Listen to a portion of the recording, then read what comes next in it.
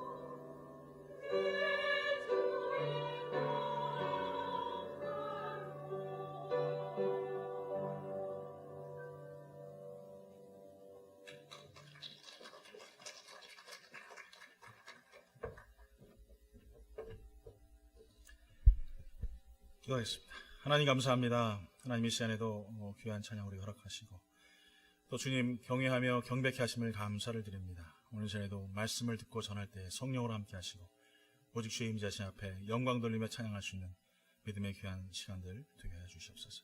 예수 이름으로 기도드립니다. 아멘. 할렐루야. 할렐루야. 네, 감사합니다. 빨리 반주자를 구하기를 간절히 기도합니다. 아주 힘들어서 아주 쓰러지겠습니다. 아주. 네. 좀 기도 좀 많이 해주세요. 빨리 반주자가 좀 이렇게 와서 또 찬양할 수 있도록 너무 감사하겠습니다. 새 자동차를 판매하려고 자동차 회사에서 신문 광고를 크게 냈습니다. 신문 그 카피 내용은 이런 거예요. 이 자동차는 당신이 태어나서 40세까지 산 것만큼이나 빨리 달립니다. 무슨 말이에요? 사람들이 참 이상하다 싶어가지고 그 다음에 이렇게 얘기합니다. 무슨 말이냐고요? 중간고사를 준비하다가 잠깐 졸았는데 깨어보니 20년이 지나 직장에 다니고 있었고 나한테 그동안 아내와 2 자녀가 생긴 겁니다. 네, 무슨 말인지 모르세요? 네, 감사합니다. 네. 40년이라는 시간이 그만큼 짧다라는 거예요. 그러니까 분명히 고등학교 때 중간고사 본다고 잠깐 졸았는데 눈을 떠보니까 20년이 시간이 지나가 있고 무슨 말을 이렇게 말하세요? 20년이 지나가고 그 20년 안에 봤더니 아내가 생겼고 2 아이가 생겼다라는 거예요. 그 세월이 그만큼 빨리 지나간다. 여러분 그렇습니까? 저도 눈 떠보니까 와이프가 있고 2 아이가 생겨 있더라니까요. 깜짝 놀랐습니다. 세월이 그만큼 빨리 지나갑니다. 분명히 40세였었는데 50대, 60대, 70대. 시간이 정말 빨리 지나가는 것 같아요. 정말 시간이라는 것은 살같이 지나갑니다. 내 활시에서 떠나갔던 활과 같이 순식간에 광원과 같이 지나가는 것이 시간이라는 것이죠. 한날 항상 이렇게 잠을 들 때마다 저는 그런 생각을 해요. 오늘 좀 내가 잘했나? 내가 오늘 좀 최선을 다했나? 뭐 이런 생각을 하면서 잠이 듭니다만 거의 365일 중에 한 이틀 정도 빼고는 항상 후회를 해요. 오늘도 좀 열심히 좀 살 걸. 오늘도 좀 열심히 좀 기도하고 그럴 걸. 항상 이러면서 이제 살아가는 게 제 모습인 것 같습니다. 항상 우리는 근데 보면 어떻게 후회를 많이 해요. 후회하는 삶. 그래서 오늘 본문 제목이 뭡니까? 후회 안 할 수 없나? 안 할 수 없을까요? 어떠십니까, 여러분? 안 하십니까? 후회 많이 하죠. 오늘도 아마 후회하시고 어저께도 아마 후회하셨을 거고 지금도 후회하고 계신지도 몰라요. 항상 우리의 삶은 후회의 연속이고 그런 삶을 계속 살게 됩니다. 저는 이렇게 이 장비를 사는 거를 좋아해요. 장비, 툴 사는 걸 좋아하는데 뭐 비싼 거는 잘 못 사고 그래서 이제 좀 싸구려 사놓고 특히 이제 뭐 일을 많이 하다 보니까 이제 뭐 칼이라든지 아니면 이제 펜이라든지 뭐 이런 걸 이제 사게 돼요. 칼도 이제 뭐 안에 이렇게 정리를 좀 하다 보면은 깜짝 놀랐어요. 칼이 한 7, 8개가 나와요. 분명히 내가 잘 뒀다고 뒀는데 어디 있는지 몰라요. 그러다가 시간이 지나가다 보니까 이렇게 찾게 돼요. 찾아서 이렇게 봤더니 이게 녹슬어져 있네요. 그래서 WD-40 가지고 막 또 닦고 안 쓰던 칼 다시 또 닦고 그래서 사용했던 기억이 납니다. 여러분 지금 연세가 지금 뭐 어떻게 되시는지 모르겠어요. 우리 김경자 집사님은 이제 한 52밖에 안 되셨는데 52년 여러분 사시면서 어때요? 여러분이 숨겨놨던 안에 있던 탤런트들, 숨겨져 있던 나의 재능들, 나도 몰랐던 것들 여러분 끄집어내서 보면은요 다 녹슬어져 있죠.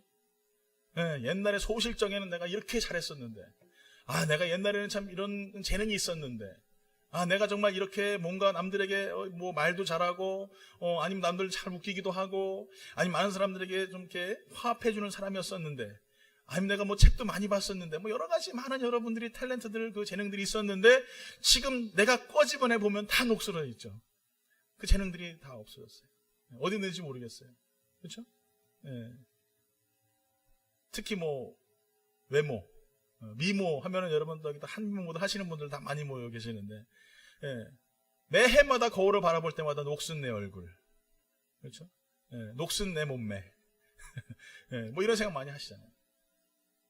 오늘 저는 여러분들에게 이렇게 녹슬어져 있는 나의 재능들과 탤런트들을 갖다가 좀 끄집어냈으면 좋겠다는 거예요. 그래서 하나님의 은혜로 잘 닦아서 이제 내가 하나님 앞에 갈 때에 그래도 이 시간만큼은 후회하지 않고 나의 삶들을 좀 잘 지키면서 그러면서 하나님 앞에 영광 돌리는 삶을 살았으면 좋겠다라는 생각을 한번 해보게 됩니다.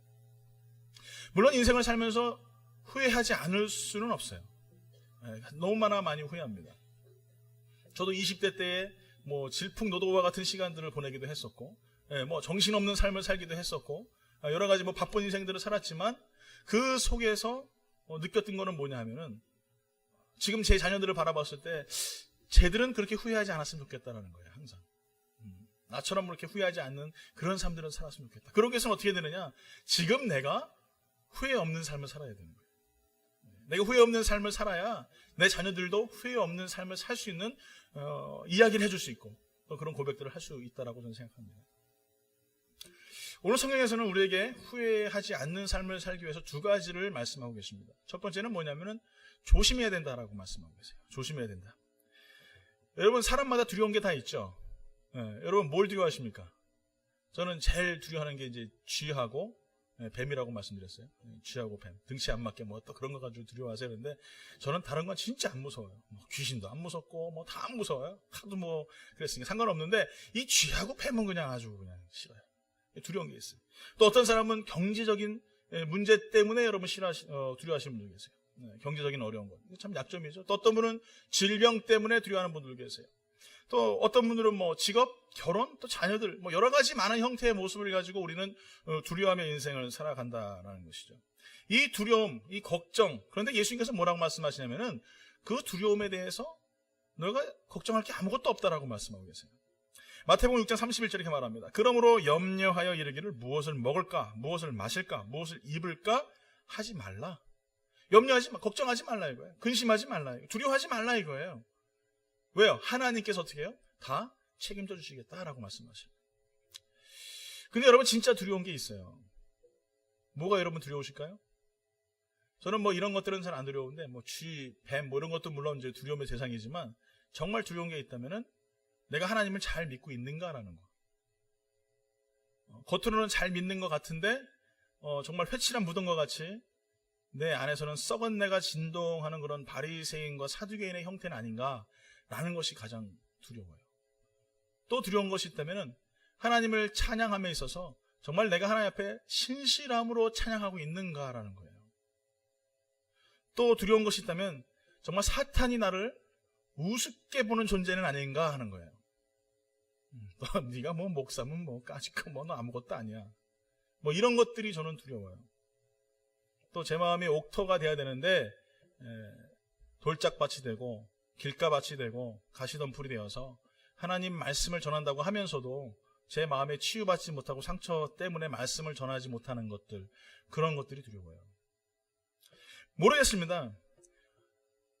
또 내 마음속에 이 습성화되어져 있는 신앙생활, 그냥 타성에 젖어 있는 신앙생활. 뭐 지난번에 제가 새벽 예배 때 잠깐 나눴지만 긴장감 없는 예배. 설교하러 올라오는데 긴장감이 없어요. 옛날에는 막 초창기 때는 막 설교하러 올라가고 막 들들들 떨리고 막 그랬었는데 뭐 그런 긴장감. 벌써 이제 30년 동안 이제 사역을 하다 보니까 강대상에 서거나 아니면 집회를 나가거나 뭐 그런 긴장감들이 점점 사라져가는 내 모습. 이런 것들이 내가 하나님 앞에서 정말 두려움의 대상들이 아닌가라는 생각을 해봐요. 여러분, 우리는요, 먹고 마시고 또 있고 없고 또 높고 낮음에 대하여 우리가 두려워한단 말이죠. 그러나 정말 하나님 앞에서 우리가 두려워야 될 것은 육의 문제가 아니라 내 영혼의 상태라는 거예요. 나는 어떠한 사람인가? 나는 하나님 보셨을 때 어떠한 존재이고 하나님 나를 보셨을 때 너는 정말 신실하구나, 진실하구나. 내가 너를 그 로뎀 나무에서 눈물 흘리고 기도할 때 내가 봤었다라고 그렇게 이야기해 줄 수 있는 그런 진실함이 내 속에 있냐라는 거예요. 그게 없는 것 때문에 두려워요. 오늘 여러분, 우리가 예수를 믿고 하나님을 섬기지만 정말 여러분 마음속에 이 예배 가운데에 내가 하나님을 예배하는 예배자로서 서 있냐, 이것이 여러분 정말 두려움의 대상이 되어야 된다는 거예요. 여러분, 육체야 언젠간 다 떠나죠. 언젠간 이 세상을 다 떠나요. 좀 오래 사는 분들 있고 좀 일찍 돌아가시는 분도 있겠지만 언젠간 다 이 세상을 떠나는 게 우리의 육체예요. 그렇지만 우리의 영혼은 그렇지가 않다라니까요. 그렇기 때문에 우리의 영혼이 지금 어떠한 상태인지에 대해서 내가 정말 알아야 돼요. 하나님을 지금 예배하면서 하나님을 정말 두려움의 대상으로 생각하고 있는가? 아니면 그냥 내가 망우일에 생각하고 우습게 생각하는가라는 거예요. 저는 여러분들이 오늘 시간에 좀 이런 내 마음속에 타성과 아니면 또 내 마음속에 있는 여러 가지 많은 이 노련함으로 드려지는 예배가 아니라 정말 하나님 앞에서 임재하시는 주를 만나고 그 하나님 앞에서 내가 어떻게 경배하고 경외해야 될지를 말씀을 통하여 찾아나가는 좀 그런 시간들이 됐으면 좋겠다는 생각이 듭니다. 우리 주님께서는 오늘 이 시간에 우리의 삶에서 육체에 대한 문제에 대해서는 염려하고 또 그것 때문에 두려워하지 말라라고 말씀하고 계십니다. 그런데 우리에게 조심하라라고는 말씀하세요. 누가복음 21장 34절 오늘 본문에 읽었던 말씀 이렇게 말씀하시죠. 너희는 스스로 조심하라. 그러면서 이렇게 말씀하세요. 그렇지 않으면 방탕함과 술 취함과 생활의 염려로 마음이 둔하여지고 뜻밖의 그날이 덕과 같이 너에게 임하리라. 자, 여기서 우리에게 조심하라라고 말씀하고 계세요. 조심하라. 그러니까 너희가 육체적인 문제 때문에 너가 걱정하거나 근심하지 마. 그런데 조심해야 될 것들이 있어라고 말씀하셔서 세 가지를 말씀하고 계세요. 여러분, 어느 때 조심하라고 하십니까? 예? 어느 때 조심하라고 하세요? 예? 예? 뭐라고 또 궁시렁궁시렁 거리시는 거예요? 말을 하려면 똑바로 하시든지. 예. 평안하다, 안전할 때. 뭐 그렇게 좀 너무 거창한 거 말고. 우리는 보통, 예? 글쎄, 하여간 우리 성도님들은 다 너무 고차원적이야. 예. 조심할 때 뭐예요? 운전할 때, 뭐라 그래요? 조심하라. 예. 아이들 학교 갈 때? 조심하라. 뭐 예를 들어서 주방에서 칼질할 때? 예. 그러면 칼이 나쁜 건가요? 그럼 칼을 다 없애버려야 되겠네? 그럼 자동차가 없으면은 교통사고 안 나겠네? 그렇죠? 근데 그건 아니란 말이에요. 왜 우리에게 조심하라는 거냐? 차가 위험한 것이 아니고 칼이 위험한 것이 아니고 내가 조심하지 않기 때문에 사고가 나는 거예요. 어린아이들의 대부분의 사고는 뭐냐면 부모들의 부주의예요. 어린아이들은 목적을 향하여 달려갑니다. 그러니까 우리 성도들이 좀 목적을 향해 달려갔으면 좋겠어요. 걔네들은 앞에 사탕이 보인다 그러면 저 길값도요 그냥 차가 8차선이든 10차선 상관없어요. 무조건 그것만 보고 돌진해 나가죠. 그때 부모가 손을 꽉 잡고 얘 안 돼, 조심해야 돼 라고 이야기하는 거예요.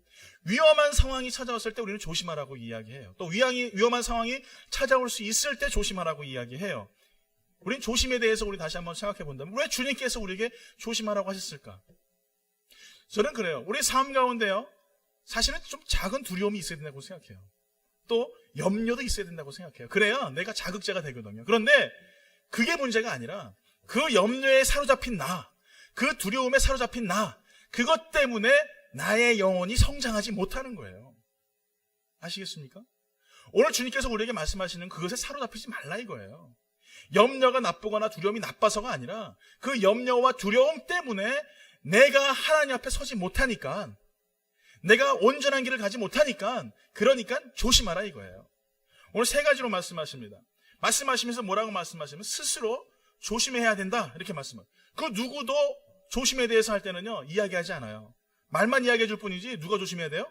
내 스스로 조심해야죠. 내가 차를 조심해야 되는 거고 내가 칼을 조심해야 되는 것이죠. 내 스스로 해야 되는 것입니다. 신앙생활도 마찬가지예요. 여러분 스스로 조심하세요. 스스로. 악한 영은요, 악한 마귀는요 우는 사자와 같이 삼킬 자를 찾아 돌아다니는데 그 삼킬 자가 어떤 자들이냐면 믿음의 사람들이에요. 믿지 않는 사람들은요 관심도 없어요. 뭘 하든지 말든지 신앙생활 하든지 말든지 기도하든지 말든지 다 넘어뜨려요. 그게 마귀가 하는 짓이에요. 그러니까 그 사람들은 쓰러뜨릴 필요가 없죠. 근데 신앙생활 잘하는 사람은 어떻게 해요? 네? 신앙생활 못하게 해요. 예배 못 드리게 하죠. 찬양 못하게 하죠. 기도생활 못하게 하죠. 다 막아버려요. 그때 우리는 어떻게 되느냐? 스스로 조심해야 된다. 그런데 그 조심해야 될 것 세 가지를 말씀하고 있어요. 첫 번째는 방탕이다 이거예요. 방탕. 방탕은 뭡니까? 절제 없는 삶이에요. 술을 마셔도 절제 없이 마시고요. 예, 뭐 춤을 춰도 절제 없이 추고요. 죄를 져도 절제 없이 죄를 짓고요.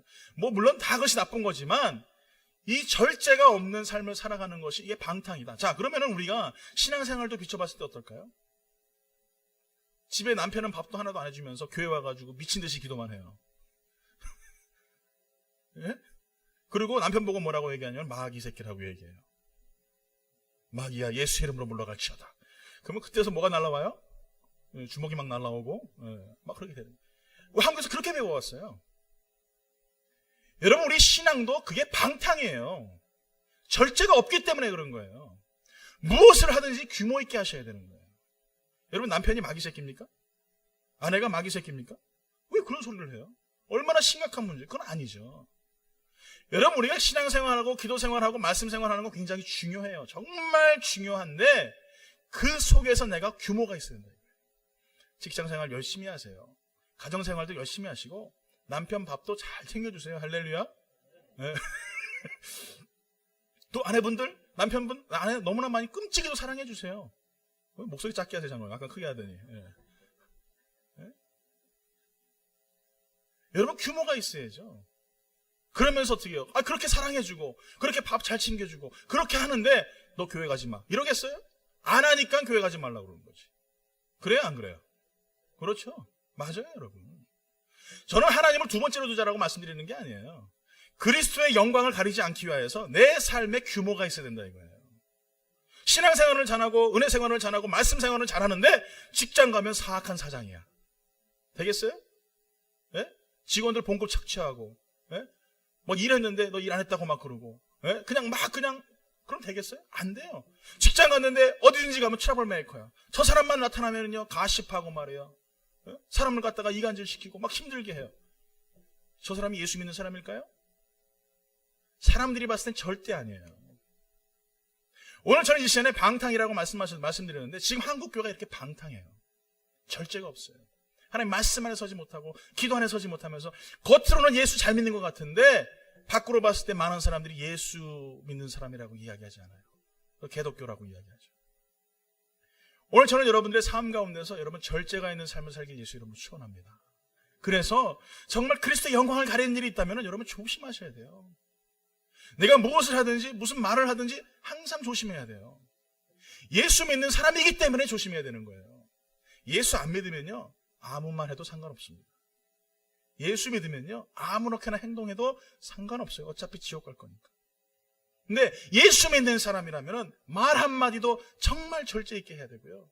행동 하나하나도 조심해서 해야 되는 거예요. 화가 나도요 누구 때문에 참아요? 크게 누구 때문에? 에이 아침밥 안 드셨어요? 누구 때문에 참아요? 예수님 때문에 참는 거예요. 할렐루야. 갑자기 얼굴이 상기되십니까? 왜? 예? 그러지 마세요. 예수님 때문에 참는 거예요. 오늘 사랑하는 성도 여러분, 그것 때문에 우리가 예수를 믿는 거예요. 그렇기 때문에 예수 믿는 게 그렇게 쉬운 일이 아닌 거예요.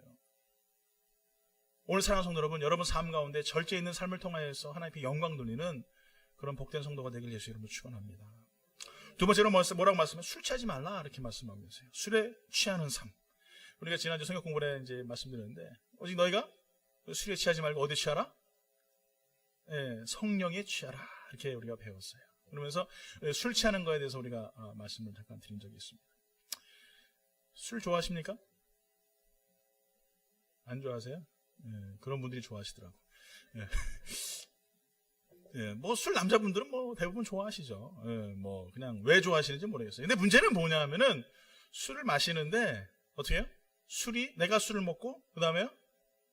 술을 먹고 그 다음에 몰라요. 그 다음에는 기억이 안 나요? 완전히 맛이 가가지고 술이 나를 먹죠. 그래서 내가 뭐가 되느냐? 술에 취하여서 완전 정신없이 살아가는 삶을 지금 이야기하고 있죠. 로마서 13장 14절에 말해요. 낮에와 같이 단정히 행하고 방탕하거나 술 취하지 말며 음란하거나 호색하지 말며 다투거나 시기하지 말고. 자, 여러분 왜 여기서 지금 말하면서 술 취하지 말며 하면서 그 다음에 음란하고 호색하지 말고 다투거나 시기하지 말라라고 했을까요? 네? 가장 큰 문제는 뭐냐면 술 취함 때문에 모든 징후의 죄들이 나타나요. 술 취하면 그 다음부터 어떻게 돼요? 음란하지죠. 술 취하면요 다투죠. 술 취하면요 시기하죠. 술 취하면요 그냥 싸워요. 그냥 아무데나 가가지고 잘 있는 간판은 왜 걷어차? 경찰에 가가지고 경찰서에 가가지고 넌 깜짝 놀랐어요. 경찰서가 화장실인지 아무데서나 그냥 남자들 소변 보고 말이에요. 여자들도 세상에 이게 뭐 속옷이 다 비치는데도 정신없어요. 술 취하면 그렇게 되는 거예요. 술 취하면. 자, 이 술 취한다는 게 뭐예요? 술이 나를 먹은 거죠. 그럼 이렇게 생각하면 목사님 그러면 술이 나 안 먹을 정도만 먹으면 되겠네요. 가능하세요? 안 되죠. 그 한 잔이 두 잔 되고 두 잔이 네 잔 되고 네 잔이 한 박스가 되고 그렇게 살아가는 거예요. 오늘 사랑하는 성도 여러분, 물론 여러분 술 드시는 거를 갖다가 제가 뭐 됩니다라고 말씀드리는 게 아니에요. 그러나 예수 믿는 사람들은요, 술 취하지 마셔야 돼요. 이것 때문에 모든 죄악이 시작돼요. 참으셔야 돼요. 인내하셔야 돼요. 어떻게 해서든지 여러분 노력하세요. 10잔 드셨어요? 8잔으로 줄이세요. 8잔 드셨어요? 한 잔으로 줄이세요. 예, 뭐 하루에 한 잔씩 와이프와 식사하시면서 반주죠, 반주. 그냥 간단히 뭐 그 정도로 줄이세요. 괜찮아요. 뭐 술 드시는 거 갖다가 아예 드시지 마세요. 이럴 수는 없잖아요. 그러면 죽으러 오는 거 똑같은 건데 그러지 마시고 그러면서 줄여나가세요. 그러면 어떻게 됩니까? 하나님의 은혜가 그 속에 더욱더 채워지는 거예요. 10잔 마시던 분이 8잔으로 줄이면 2잔에 하나님이 그 속에 들어오시고 또 5잔 줄이면은 5잔에 하나님이 그 속에 들어오시고 나중엔 점점 하나님의 은혜가 더 커져서 완전히 끊어지는 역사가 있게 되는 것이죠. 오늘 사랑하는 성도 여러분, 에베소 5장 18절에 말해요. 술 취하지 말라. 이는 방탕한 것이니 오직 성령으로 충만함을 받으라. 할렐루야. 여러분 성령 충만하시기 바래요. 그러니까 성령이 내 안에 들어오시면 술 취함이 물러가요. 있습니까? 단번에 바뀌지 않습니다. 그러나 내 속에 주어지는 하나님의 은혜 가운데 술 취하지 말라는 말씀을 다시 한번 마음속에 새기고 내가 성령에 취하여 살아가는 삶을 살 수 있도록 노력할 수 있는 성도가 되길 예수 이름으로 축원합니다. 또 세 번째는 뭐라고 하세요? 염려다 이렇게 말씀하세요. 염려. 왜 염려하지 말라고 했을까요? 딱 한 가지를 표현하자면 염려는 불신앙입니다. 따라합니다. 염려는 불신앙입니다. 옆에 분하고 인사합니다. 염려는 불신앙입니다. 믿습니까? 염려 반대말이 믿음이에요. 믿어요? 아멘? 그러니까 믿음이 없는 사람은 염려해요. 왜? 염려는 약속이 없거든요. 믿음은 약속이 있어요. 할렐루야. 그렇기 때문에 우리가 믿음을 가지고 나아간다는 것은 염려할 필요가 없어요. 왜? 하나님께서 해결하실 거니까. 자, 그럼 다시 한번 질문할게요. 그렇다면 하나님께서 그 모든 문제를 해결하셨나요? 아니죠. 믿음은 진행형이에요. 미래 진행형이에요. 그렇기 때문에 지금 당장 그것이 이루어지지 않았지만 그것을 내가 어떻게 해요?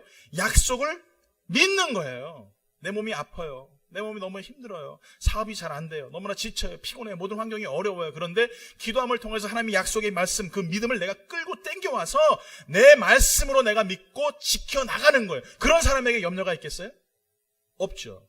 그런 사람은 염려하지 않습니다. 항상 해맑아요. 항상 기뻐요. 항상 즐거워요. 항상 하나님만 찬양하며 살아가요.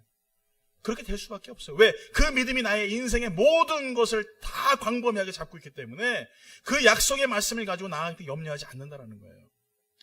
마태복음 6장 33절에 말합니다. 그러므로 내일 일을 염려하지 말라. 내일 일은 내일이 염려할 것이요. 한날의 괴로움은 그날로 족하니라. 자, 내일 일은 어떻게 한다고요? 내일이 염려한대. 그러니까 여러분, 염려는 내가 하는 게 아니고 내일이한테 맡기시면 돼요. 아시겠습니까? 내일이가 염려하는 거예요. 나는 뭐 해요? 믿음으로 사는 거예요. 할렐루야. 다시 한번 따라합니다. 염려는 내일이한테 맡기겠습니다. 할렐루야. 염려를 내일이한테 맡겨야지. 걔는 그게 걔 잡이에요. 내일이가 잡이에요. 걔가 염려하는 거예요. 나는 오늘 감사하면서 하나님 찬양하면서 영광 돌리며 살아가는 거예요. 하나님께서 우리가 염려하는 거 기뻐하시겠어요? 안 기뻐하시겠어요? 안 기뻐하세요. 하나님 슬퍼하세요. 하나님 성령님을 괴롭히는 것 중에 하나가 뭐냐면 염려하는 거예요. 하나님 근심되게 하는 게 뭔지 아세요? 성령님을 근심되게 하는 게 그게 염려하는 거예요. 염려할 필요 없습니다. 오늘 이 시간에 주님께서 우리의 삶을 회복시키실 줄 믿습니다. 건강을 회복시키실 줄 믿습니다. 여러분의 사업을 일으켜 주실 줄 믿고 우리의 모든 것들 하나님께서 협력하여 선을 이루게 하실 줄 믿습니다. 그 믿음을 가지고 나아갈 때에 우리의 삶 가운데 염려는 내일이 맡아서 하는 거고 우리는 소망 가운데 승리하며 살아가는 것이에요. 오늘 사랑하는 성도 여러분, 우리는 육의 위험한 일이 찾아오면 피하려고 노력하죠. 또 육의 위험한 일이 찾아오면 누구나 다 피하려고 그 방법과 수단들을 찾아나갑니다. 그런데 문제는 뭐냐면 우리 영혼에 대한 위험과 영혼에 대한 문제가 생겼을 때는 어떠한 반응을 보이냐는 거예요. 아무 반응도 보이지 않아요. 오늘 사랑하는 성도 여러분, 우리의 육체의 위험 때문에 또 신체의 어려움 때문에 우리가 그 위험을 피하려고 하는 것처럼 여러분의 영혼의 문제에서도 여러분 피해야 되는 거예요. 조심하셔야 되는 거예요. 어떤 일이 있더라도 예수님께서 가르쳐준 이 세 가지 말씀을 여러분 마음속에 새기시기 바랍니다. 방탕하지 마시고요. 술 취하지 마시고요. 그리고 염려하지 마시고 항상 그것들이 나에게 찾아올 때 여러분 조심하세요. 그것이 죄악의 씨앗이 되고 그런 말미암아 순식간에 자라나요. 오늘 사랑하는 성도 여러분, 여러분의 삶 가운데 주어진 하나님의 은혜를 마음속에 다시 한번 새기기 원하신다면 나의 삶 가운데 주어진 것이 무엇인가, 내가 어떻게 지켜나갈 것인가, 내가 어떻게 내가 믿음 안에서 조심해야 하나님 앞에서 내가 어떠한 영적인 삶을 살 것인가, 다시 한번 말씀을 듣고 여러분 회복될 수 있길 간절히 축원합니다. 두 번째로 우리가 뭐라고 말씀하시냐면 깨어서 기도하라 라고 말씀하고 계세요. 깨어서 기도하라. 누가복음 21장 36절에 이렇게 말해요. 이러므로 너희는 장차 올 이 모든 일을 능히 피하고 인자 앞에 서도록 항상 기도하며 깨어있으라. 왜 깨어서 기도하라고 했을까요? 지금 본문에 봤더니 뭐라고 말씀해요? 인자가 오시는 날에 서야 하기 때문이라고 말씀하고 계세요. 인자가 누굽니까? 예수 그리스도. 예수 그리스도가 오시는 그날을 위해서 어떻게 하라고요? 깨어서 어떻게 해요? 왜 안 해요 근데? 왜 안 하세요? 하세요? 하십니까? 대답들을 안 하시요? 안 하십니까? 네, 해야죠 하는데 언제 해요? 네. 오늘 본문에 봤더니 뭐라고 말해요? 인자가 오시기 때문에, 예수님께서 다시 오시기 때문에, 너희가 본 그대로 다시 오시기 때문에 뭐라고 말씀하시냐면 깨어서 기도하라. 자, 예수님이 오실 때에 우리가 유일하게 설 수 있는 방법이 뭐냐 하면은 깨어서 기도하는 사람들이라는 거예요. 어리석은 다섯 처녀와 지혜로운 다섯 처녀가 똑같은 어둠 속에 있었어요. 똑같은 밤중이었어요. 똑같이 등 들고 있었고 불 켜고 있었어요. 그런데 뭐가 없었어요? 기름 없었어요. 기름 없으니 어리석은 다섯 처녀는 기름 사러 다시 돌아갑니다. 지혜로운 다섯 처녀는 그 기름 준비하고 있어서 어떻게 됐습니까? 그 신랑의 혼인잔치에 참여했다는 거예요. 이 기름이 뭐예요? 기도예요. 어둡고 깜깜하고 삭막한 세상 속에서 우리의 신앙을 지킬 수 있는 유일한 방법이 뭐냐? 기도밖에 없다 이거죠. 근데요, 죽어라고 안 해요. 네? 죽어라고 안 해. 목사가 그냥 매주 설교마다 새벽 예배 나옵시다. 기도합시다. 저는 안 피곤한 건 한 것 같으세요, 여러분? 항상 몸이 쌩쌩한 것 같으니까 막 그냥 뭐 이제 저렇게 살만 뒤룩뒤룩 찌그러니까 뭐 안 피곤한 것 같으세요? 저 너무 피곤해요. 여러분 생각해 보세요. 여러분보다 제가 반이 더 많잖아요. 이 반이 더 무거운 사람이 이 몸을 끌고 다니려니 여러분보다 더블로 제가 힘든 사람이에요. 네?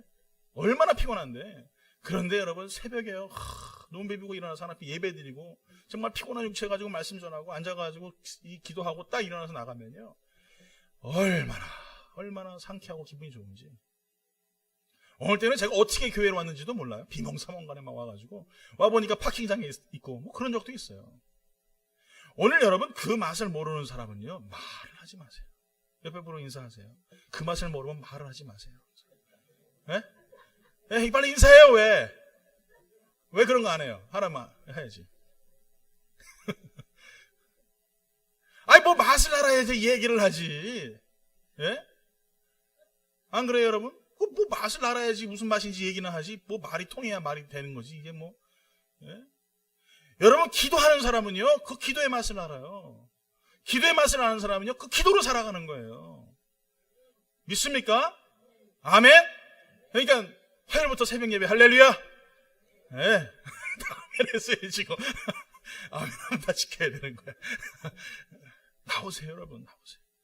아니 뭐 사람 뭐 많이 나오는 거 뭐 이렇게 중요하진 않아요. 그렇지만 나오세요. 나와서 여러분 새벽 예배 드리세요. 예? 죽기 살기로 여러분 기도하세요. 새벽 예배 끝나고 나와도 괜찮아. 김정 집사님처럼. 예. 매번마다 끝나고 나와. 7시 반이에요 저분은 예배가. 상관없어요. 나오세요. 나오는 게 중요한 거지 뭐. 같이 나와서 하나님 앞에 기도하고 같이 나와서 하나님 앞에 부르짖고 같이 나와서 하나님 앞에 간구하며 나가면요. 어떻게 돼요? 같이 천국 가는 거예요. 지혜로운 다섯 처녀와 같이 깨어서 기도하는 사람들이 천국 가는 거지. 졸고 꾸벅꾸벅 기름도 없이 살아가면요. 어리석은 다섯 처녀와 같이 그 해가 어떻게 가는지도 모르고 여러분 그리고 우리는 혼인잔치에 참여할 수 없게 돼요. 여러분 정신 바짝 차리고 여러분 깨어서 기도하십시오. 오늘 사랑하는 성도 여러분 누가복음 21장 34절에 말합니다. 너희는 스스로 조심하라. 그렇지 않으면 방탕함과 술 취함과 생활의 염려로 마음이 둔하여지고 이렇게 말해요. 그 다음에 뜻밖의 그날이 덫과 같이 너에게 임하리라. 뭐같이 임하신다고요? 뜻밖이 임한다고요? 덫과 같이 임한다. 여러분 덫을 설치할 때 덫을 설치한 사람은 알아요. 어디에 했는지. 그러나 덫에 걸린 짐승은 압니까? 몰라요. 그냥 발 한순간만 탁 밟으면 그 순간에 덫이 발목을 콱 잡고요. 목덜미를 콱 잡고요. 그렇게 되는 거예요. 몰라요. 우리 예수님 언제 오실지 아시는 분 계십니까? 아무도 몰라요. 자, 뭐라고 말씀하세요? 덫과 같이 말이라. 덫과 같이 말이라. 갑자기 지금 예배드리다가 우리가 주님 오실지 몰라요. 제가 항상 말씀드렸죠. 우리 예수님 언제 오신다고요? 비 오는 수요 예배 때. 제가 오신다고 말씀드렸죠. 특히 비 오는 수요 예배는 여러분 꼭 기억하세요. 아, 예수님 오시겠다고. 그때는 빠지지 말고 나오셔야 돼. 그때 오실지 몰라요. 믿거나 말거나. 오늘 사랑하는 성도 여러분, 우리의 삶 속에서 여러분 이 덫과 같이 임하시는 주님 앞에서 어찌 우리가 깨어서 기도하지 않을 수 있겠어요? 여러분 정신 바짝 차리세요. 오늘 여러분 우리가 깨어서 기도하지 않는 그 순간 우리는 어떻게 됩니까? 아무것도 모르는 상태에서 덫에 걸린 짐승과 같이 꼼짝도 못하고 혼인잔치에 들어갈 수 없다 이거죠. 소돔과 고모라 땅이 심판하실 때에 우리 주님께서는요, 우리 하나님께서는 아브라함에게 알리셨어요. 그러나 소돔과 고모라 땅의 사람들은요 몰랐어요. 아브라함에게 롯에 가서 이야기했더니 그 사이들이 뭐라고 얘기합니까? 농담으로 여기더라. 그 아내는 어땠습니까? 소돔과 고모라 땅에 두고 온 귀한 재산들을 바라보다가 소금기둥 됐어요. 성경에서는 농담으로 한 말씀 단 하나도 없어요. 저야 뭐 설교하면서 여러분 우스갯소리도 하고 재밌는 소리도 하고 조신응무 좀 깨우기 위해서 뭐 그렇게 설교할지 모르겠지만 성경에는요 단 한 번도 그런 적이 없어요. 오시겠다 하시면 오시는 거예요. 그것이 덫과 같이 임할 것이다 하시면 덫과 같이 임하는 거예요. 그 말씀대로 임하시는 거예요. 깨어서 기도하는 사람만이 그 덫을 피할 수 있을 것이고, 깨어서 기도할 수 있는 사람만이 주님 오실 때 할렐루야 마라나타 주 예수여 어서 오시옵소서 하고 살아가는 사람이에요. 여러분 죄송합니다만 여기 계신 분 뭐 한 분 빼고는 저보다 다 아니구나, 두 분 빼고는, 세 분 빼고는 저보다 나이가 다 많으시잖아요. 예? 나이 차이도 한두 살 차이예요. 죄송한 얘기인데 여러분 더 이상 뭐 여러분 소망이 있어요? 이제는 주님 만날 것밖에 없잖아요. 주님 소망할 것밖에 없잖아요. 오늘 여러분 후회 없이 사세요. 내가 신앙생활해도 후회 없이 여러분 신앙생활 하시고, 봉사를 하더라도 후회 없이 봉사하시고, 내가 이제는 10년, 20년 바라보는 것이 아니라 당장 오늘 이 하루 내가 최선을 다해서 주님 오심 앞에서 덫과 같이 임하는 그 고통과 괴로움을 느끼는 자가 아니라 천성을 소망하고 십자가 예수를 바라보면서 깨어서 근신하며 기도하는 믿음의 삶을 살겠노라고 여러분 오늘 이 아침에 결정하세요. 그래야 우리가 살 수 있습니다. 오늘 사랑하는 성도 여러분, 우리의 삶 가운데 우리가 하나님 앞에 나아갈 수 있는 그 정확한 시간에 깨어 있을 수 있는 유일한 방법은 깨어서 기도하는 거다. 깨어서 기도하는 거다. 오늘 여러분 다시 한번 이 말씀 마음속에 새기시고, 여러분 깨어서 정신 바짝 차리시고 오늘 앞으로의 모든 일들 가운데 후회 없는 믿음의 삶을 살 수 있는 성도가 되길 예수 이름으로 축원합니다. 결론을 내립니다. 후회하지 말라. 이게 결론이에요. 후회하지 말라. 제가 이제 두 가지 제 인생에 있습니다. 하나는 뭐냐면 포기하지 말라. 또 한 가지는 뭐냐면 후회하지 말라예요. 제가 무슨 일을 하면요, 좀 모르겠어요. 좀 진돗개 같은 좀 그런 게 있어서 그런지 한 번 이렇게 물면은 놓지를 않아요. 그래서 뭔가 이렇게 딱 목적이 정해지면은, 이제 죄송합니다. 그 목적이 잘 안 정해져서 그렇지, 목적만 딱 정해지면은 물고 절대 놓지 않아요. 그 다음에 어떤 일을 하더라도 저는 후회하지 않아요. 저희 집사람한테 물어보세요. 후회해본 적이 없어요. 물론 실수를 하지만 그것 때문에 후회하거나 그것 때문에 막 좌절하거나 낙심하거나 이러지 않아요. 이 두 가지예요. 저는 여러분들이 이렇게 후회 없는 삶을 살았으면 좋겠어요. 저보다 주어진 시간은 다 다릅니다. 어떤 분은 뭐 백수 하시는 분들 계실 것이고, 또 어떤 분은 뭐 짧게 인생을 살다가 돌아가시는 분들 계시고, 제마다 인생이 다 틀려요. 세례 요한은 30 조금 넘은 나이에 돌아가셨죠. 그런데 그 짧은 시간인데도 얼마나 큰 역사들을 이루고 귀한 일들을 했는지 몰라요. 모세 같은 경우는 120세 살았지 않습니까? 120세 살았는데도 하나님의 큰 일을 하는 훌륭한 이스라엘의 영도자로서 하나님께 세우지 않았습니까? 사람마다 다 틀려요. 근데 중요한 건 뭐냐면은 30세를 살던 120세를 살던 그 삶이 어땠냐라는 거예요. 오늘 여러분 돌아가시고 나서 여러분의 사람들이 재산을 보고 감격할까요? 여러분이 만들어 놓은 아름다운 집들을 보고 좋은 차들을 보고 아니면 여러분의 기업들을 보고 여러분 존경할까요? 아니죠. 모든 사람들이 여러분의 인격을 보고 여러분을 존경할 거예요. 사람은 죽으면 뭘 남겨요? 이름을 남기죠. 호랑이는 죽으면 가죽을, 호랑이 가죽이 굉장히 비싼데 우리는 그저 이름만 남겨요. 근데 그 이름의 값어치가 얼마나 중요하냔 말이죠. 그 이름의 값어치가 얼마나 아름답냐 이거예요. 여러분이 정말 여러분의 이름에 남길 수 있을 만한 신앙의 사람들이 됐으면 좋겠어요. 각자의 주어진 인생 가운데서 최선을 다하여 사시고 오늘 이 하루 하나님께 나에게 주신 이 24시간 오늘 이 하루를 살면서 정말 후회하지 않겠노라. 내가 오늘 이 하루 멋지게 살겠노라 라고 고백하며 여러분 살아갔으면 좋겠어요. 여러분이 만약에 시한부 인생이라고 생각해 보십시다. 어떤 분은 뭐 앞으로 1년밖에 못 사고 어떤 분은 일주일밖에 못 산다면 여러분 어떻게 사시겠어요? 그렇죠? 제가 벌써 질문을 드려도 여러분 답이 나올 거예요. 후회 없이 사실 거예요.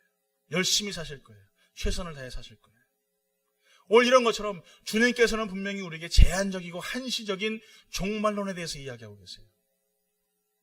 내세에 대해서 이야기하고 계세요. 분명한 것은 누구에게나 죽음이라는 것은 찾아오게 되어 있고 누구에게나 그 시간은 정해져 있다는 것입니다. 그러나 우리는 그 시간을 모르기 때문에 영원히 살 것처럼 착각을 하며 인생을 살아가요. 그러나 단 한 명도 불사의 몸을 가지고 영원토록 사는 사람을 전 보지를 못했어요. 진시 황제도요 불로초를 찾아 돌아다녔지만 30밖에는 못 살았어요. 오늘 여러분 다시 한번 우리의 모습을 돌아보면서 나는 지금 나의 영적인 제한적이고 한시적인 삶 속에서 나는 어떠한 지금 삶을 살고 있는가? 영원처럼 인생을 살 것처럼 착각하고 살고 있지는 아니한가? 오늘 여러분 이 주어진 시간 속에서 여러분 더 많이 사랑하시고 더 많이 축복하시고 더 많이 기도하셔서 이제는 후회 없는 성도 되길 예수 이름으로 축원합니다. 그래서 오늘 여러분 좀 사랑한다라고 좀 이야기했으면 좋겠어요. 내일 못 볼 수도 있잖아요, 그렇죠? 그러니까 한번 손을 딱 잡고 옆에 분하고 한번 진실하게 한번 좀 있으면 좋겠어요. 우리 부부끼리도 한번 뭐 안 하던 짓 하면 좀 이상하겠지만 사랑합니다. 저도 저희 집사람한테 사랑합니다. 할렐루야. 인사하시기 바랍니다. 우리 딸한테도 사랑합니다. 할렐루야.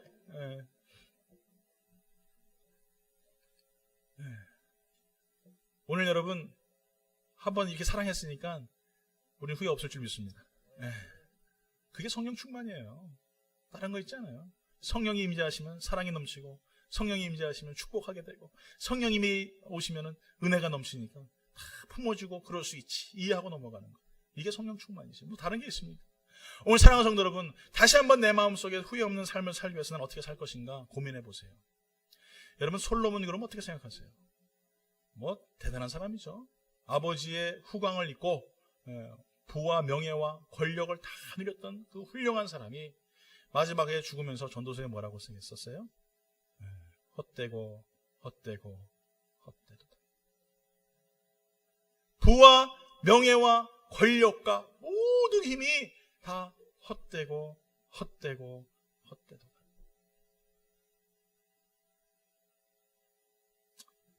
오늘 사랑하는 성도 여러분 다시 한번 우리의 모습을 돌아보면서 나는 헛된 것들을 위해서 얼마나 달려가고 있는가 다시 한번 돌아보시기 바랍니다. 반대로 사도 바울은 이렇게 얘기했어요. 디모데후서 4장 7절부터 8절까지 다 같이 한번 읽어볼까요? 시작. 나는 선한 싸움을 싸우고 나의 달려갈 길을 마치고 믿음을 지켰으니 이제 후로는 나를 위하여 위의 멸관이 예배되었니 주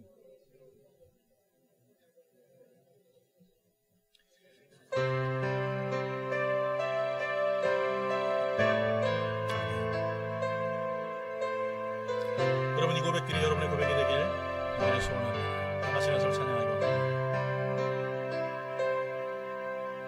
주님 다시 오실 때까지 나는 이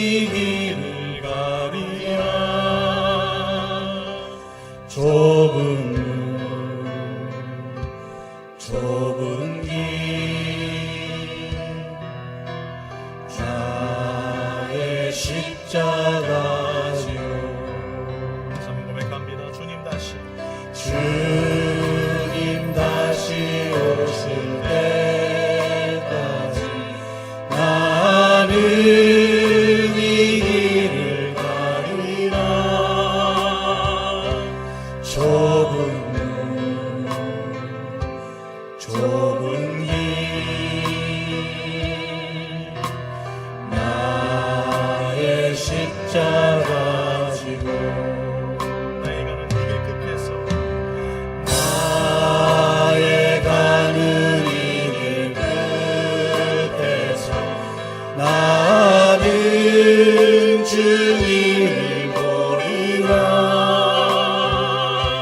영광의 내 주님 나를 맞아주시리. 아멘 할렐루야. 주님 다시 오실 때까지 나는 일어나 달려가리라. 주의 영광 온 땅 덮을 때 나는 일어나 노래하리. 내 사모하는 주님 온 세상 구주시라. 내 사모하는 주님 영광의 왕이시라. 다시 오실 때까지 주님 다시 오실 나는 이 때까지 길을 가리라. 나는 이 내가 후회 길을 없이 이 길을 가기 원합니다. 좁은 길 나의 십자가 나의 십자가 지고 나의 가는 이 길 나의 가는 이 길 끝에서 나는 주님을 보리라. 영광의 내 주님 나를 맞아 나를 맞아주시. 주님 다시 오실 때까지 주님 다시 오실 때까지 나는 일어나 달려가리라. 주의 영광 온 땅 덮을 때 나는 일어나 노래하리. 내 사모하는 주님 온 세상 구주시라. 내 사모하는 주님 영광의 왕이시라. 주님 다시 오실 때까지 나는 일어나 달려가리라. 나는 일어나 달려가리라. 주의 영광 온 땅 덮을 때 나는 일어나 노래하리라. 나는 일어나 노래하리. 내 사모하는 주님 온 세상 구주시라. 내 사모하는 주님 영광의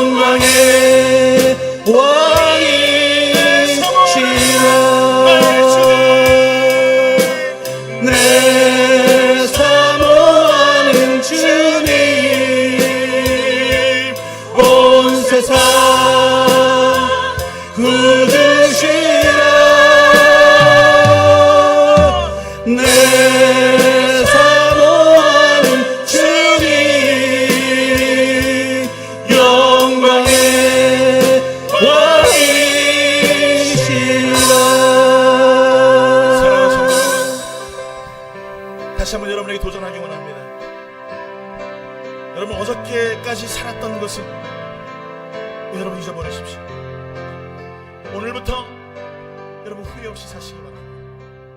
오늘부터